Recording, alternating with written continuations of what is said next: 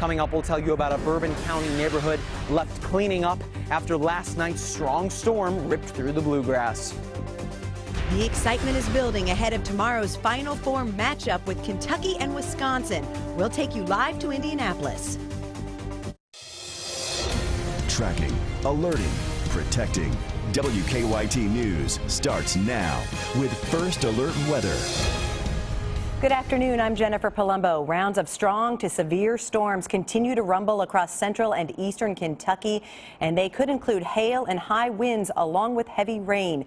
WKYT Chief Meteorologist Chris Bailey is tracking the latest on this First Alert Severe Weather Day. Chris? Yeah, severe thunderstorms, possible isolated tornadoes, and because of that, it's a tornado watch that is out until midnight for all the counties shaded in red. That is pretty much all of central and eastern Kentucky, and again, that goes until midnight. Probably will never reach its expiration time, but the greatest threat as we go through the next several hours will be across parts of southern Kentucky. That's where we have the greatest instability right now. The other threat has been the threat we've been dealing with since early this morning. Flooding. Flood watch continues in effect for the same areas in most of the region right on through the evening hours. Live First Alert Defender, I have no active severe thunderstorm or tornado warnings. That is certainly good news. Unfortunately, we have flash flood warnings that are back into effect for much of the area. We're looking at Live First Alert Defender and check out the heavy rain, the thunder, the lightning. Flash flood warning is out for the Lexington Metro, Bourbon, Clark, Fayette, Harrison, Jessamine, and Scott counties, parts of Madison County in that as well. That'll go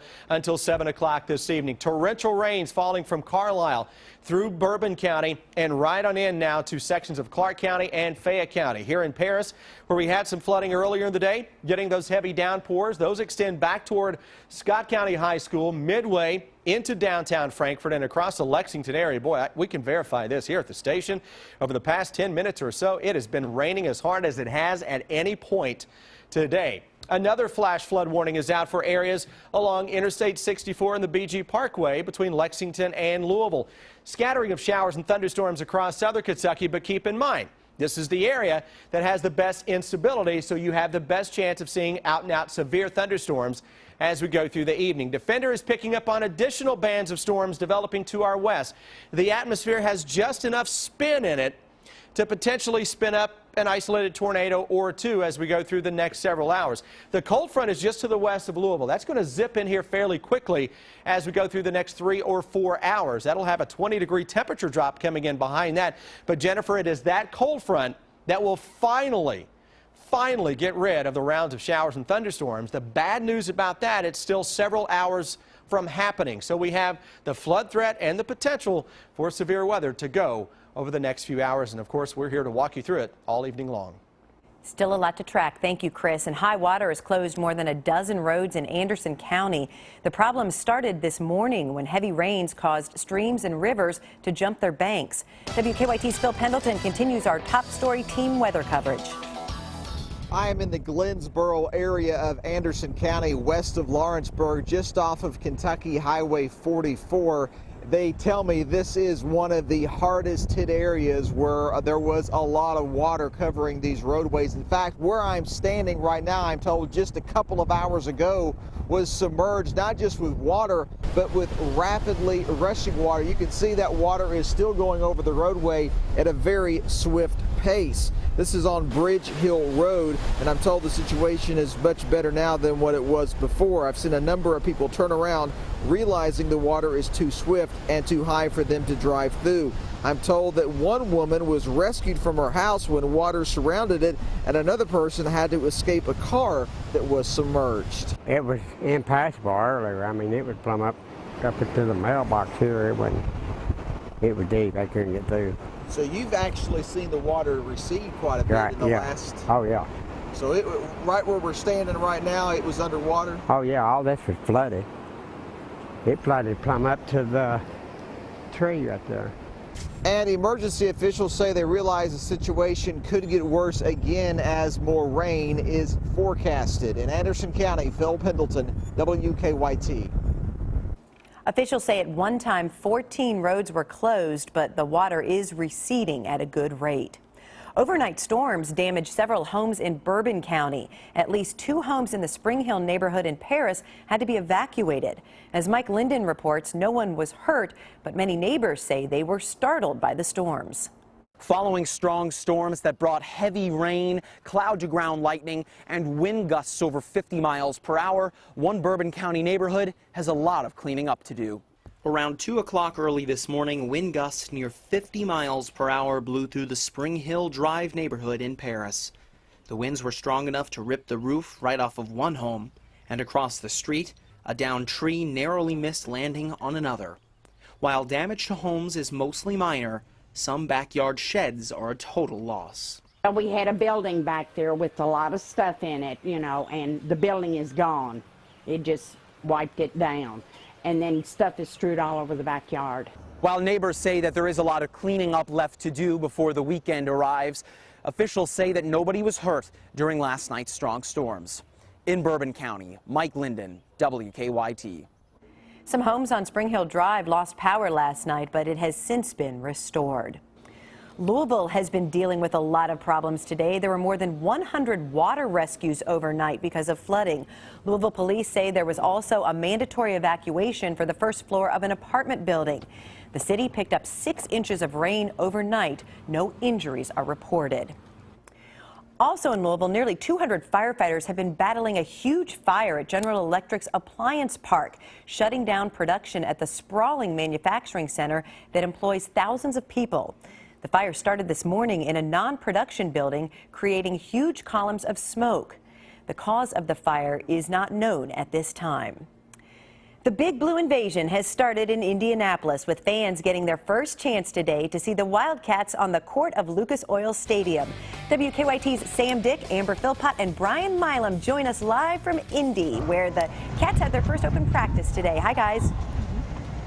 Good afternoon, Jennifer. As Winnie the Pooh would say, it's a blustery day in Indianapolis, but for some reason, Brian Milam has decided not to wear a winter coat. You know. Yeah, he's just the brave guy here. But seriously, the Cats are 38-0, ready to make some history. And Amber, for Wildcat fans, this is like gold. It's like Christmas. I mean, they want to be here. It's an easy drive from Kentucky. I literally talked to someone yesterday. He said, I'm from here, and to have this come, I don't have to pay for transportation. I don't have to pay for lodging. It is Christmas. And it was open practice for the fans today, and they're watching a team that is chasing history. It's Final Four weekend. The Big Blue Nation is taking over Indy. The first stop on what is tapped to be an exciting weekend for all of them. Open practice with the Cats. The ticket to see the Cats Saturday is a hot one. Many are still looking, so today open practice is as close as they're going to get to their favorite Cats. And that's really cool when you know that people have traveled, they have no tickets, they're not going to go to the game, but they'll come and wait in line for hours outside just to get in and see them. Really, it's a glorified shoot-around is all it is. Oh, yeah, it is. But the shoot-around at a Final Four is a lot different than a shoot-around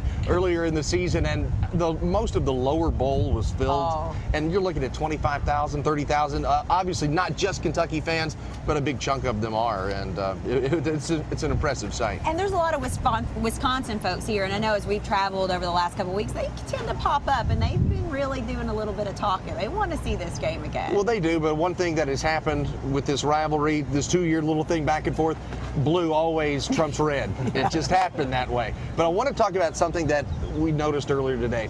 It's a huge facility, and every time the Final Four is in a dome or a monstrous that thing, it is tough to shoot sometimes. We all remember what happened in 1984 in the Seattle Superdome. Kentucky went 3 for 33 the second half, lost to Georgetown. 91, it was in Indianapolis. A lot of times when games are in domes, both teams struggle shooting, and both of the coaches addressed what happened last year in AT&T Stadium earlier today. The shooting background, when we first started our shooting drills, I saw more clanks that's misses than I have ever seen from it. Now, a little bit of nerves, a little bit of this one's not quite, Lucas is not quite as deep. You don't actually hear echoes. I thought it was great. We won the game, so I thought it was outstanding. Plus the shot. Did it bother you, Aaron, on that game winner? No, it was good. It was good, he said. Tough playing in domes. The worst one we've played in as a coach, we played in the 2011 Final Four in Houston. That was hard. Every team shot 30%. It was crazy. I don't think that'll be the case here. I think we've got All four teams are good shooting teams. And it will be Wisconsin and Kentucky. It will be Saturday night, 8:49 p.m. on TBS. If you want to watch the Homer call, the team for UK will be Dave Baker, Rex Chapman, and Michael Eaves. You can see that on TNT. The wind is picking up so bad right now. It's a good thing they're inside, because if they were outside, you'd have to account for the wind, and it's blowing pretty good. But we'll see what the shooting is like for all four teams during this Final Four. And Amber, I'm sure you remember in 2011 we sat in that dome, and the court was like a postage stamp. So it's no wonder they didn't have a good shooting day, but this is a little bit different. Hopefully they'll do much better. And some of them have been here before. Oh yeah, some. Sure. So we'll see how it goes. Coming up at 5, we're going to talk to more fans, and especially one family from Lexington who literally drove here, no tickets. They did pack a bag, so they might stay if they can find some, but just having a lot of fun. So we've got that story coming up for you tonight at 5. But for now, that is the story here in Indy. Back to you. All right, thank you very much. We'll see you in our next half hour. Well, a couple of Lexington businesses are getting in on the Final Four craziness. Bourbon and Toulouse and the Chevy Chase Inn are having a 40-0 day today in anticipation that the Cats will finish the tournament undefeated. Both businesses will donate 40% of their sales today to the God's Pantry Food Bank and the Broke Spoke Community Bike Shop. The heavy rain caused Keeneland to call off racing about 30 minutes ago. Deanne Stevens was there earlier for the opening day of the spring meet. She's out and about at the race course with more. Hi, Deanne. Hey, good afternoon, guys, from Keeneland. Well, who was worried this morning when they saw the rain coming down? I think everybody was a little skeptical, because you're thinking springtime in Kentucky. Clearly, it's not stopped, folks. They have been pouring in here all day long. Amy Gregory is with us from Keeneland. It's a great sight to see, isn't it? I tell you, we always say we have the best fans in the world, and this just proves it. I mean, it is so crowded out here you can't move, and it's a rainy day, so it never dampens the fun at Keeneland. You know, it really doesn't, and it is such a tradition for so many people and so many families, this being Good Friday, and a lot of folks out of school. They do continue to come in. You guys have a lot of new things at Keeneland this year, like the South Gate. That's right, the South Gate entrance. We've just put up a new ticketing office there, so you don't actually have to come inside the gates now to get your tickets. You can get them before you come in. And we re-landscaped and made it a place where you can gather with your friends, meet your friends and your family to come inside the track. It's more of a welcoming entrance, I think. Okay, you have some other things as well. You've got some different buildings and structures that have been going up, and that is in preparation for the fall. That's right. We have a new luxury chalet, which we are test driving out by the saddling paddock. So fans will see that when they go out to look at the horses. And that's something we're test driving once again for Breeders' Cup, look at food operations and parking and mechanics. Right. So that's exciting. And a big day tomorrow in that stakes day's a little earlier this year. That's right. We have both the Toyota Bluegrass and the Ashland tomorrow. The Toyota Bluegrass is a $1 million race. It's back on the dirt. It's a week earlier on the stakes calendar, and you'll get to see a lot of horses that are pointing toward the Kentucky Derby and the Kentucky Oaks. And today's College Scholarship Day, which is always a huge attraction for all those college kiddos, as if they needed another excuse to come out to Keeneland. But the good news is, it may have been a little rainy today, but it was sure all sunshine and bright here at Keeneland. The race is running through April 24th, so come on out and see them. I'm Deanne Stevens, out and about for opening day. Back to you guys. Thank you, Chris. We'll check back in at 5. A buffalo on the loose and a dramatic delivery. It's the video that will have you talking. Take a look at this. Earlier this week, we had a cow chase on the University of Kentucky campus, but today livestock was on the loose in Round Rock, Texas. A brazen buffalo sent police on a wild goose chase after it jumped a hot wire and barbed wire fence and escaped from a property near County Road 123. The pursuit took place early this morning. The buffalo was eventually caught and returned to its owner. Well, as we've been telling you, President Barack Obama made a stop in Louisville yesterday to talk about economic growth. As expected, the president's motorcade backed up traffic on Interstate 65.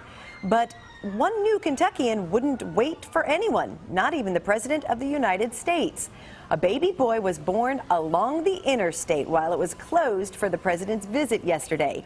His mother got stuck in the traffic on her way to the hospital.